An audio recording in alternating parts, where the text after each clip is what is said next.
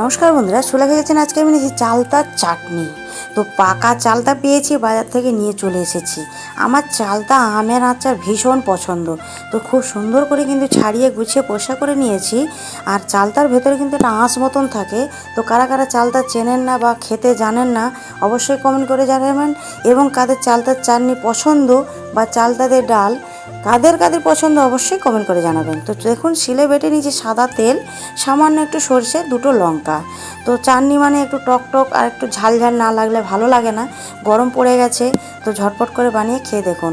তো চালটা কথা বলতে বলতে কিন্তু সেদ্ধ হয়ে গেছে, এবং আমি এটা চুবড়ির মধ্যে ঢেলে ছেঁকে নেবো।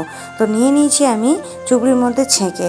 তো চলুন, কড়ার মধ্যে আমি দিয়ে দিচ্ছি সামান্য একটু সর্ষের তেল। দেওয়ার পরে দিয়ে দিচ্ছি একটা শুকনো লঙ্কা। তো চিনি নিয়েছি কিন্তু 1 বাটি। আপনারা যদি মিষ্টি খান তাহলে সেভাবেই মিষ্টিটা দেবেন। তো কড়ার মধ্যে শুকনো লঙ্কা দিয়ে দেখুন চালতাটা যে ছেঁকে রেখেছিলাম ওটাও আমার মধ্যে ঢেলে দিলাম। দিয়ে একটু হালকা করে নাড়াচাড়া করে একটু ভেজে নিচ্ছি। দিয়ে দিচ্ছি পরিমাণ মতো লবণ, পরিমাণ মতন হলুদ। তো আমি চালতার চাটনি করেছিলাম, একটু ঝোল মতন রেখেছিলাম। তো আপনারা যদি ঝোল না পছন্দ করেন তাহলে মাখা মাখা করে নেবেন। তো মিষ্টি কিন্তু যেহেতু চালতাটা পাকা, মিষ্টি বেশি আছে, যার কারণে আমি খুব কম চিনি দিয়েছি। আপনারা বাড়িতে বানিয়ে খেয়ে দেখবেন, ভীষণ ভালো লাগে। যদি ভালো লাগে কমেন্ট শেয়ার লাইক করবেন। নিত্য নতুন ভিডিওতে আমার এভাবেই ভালো লাগবে।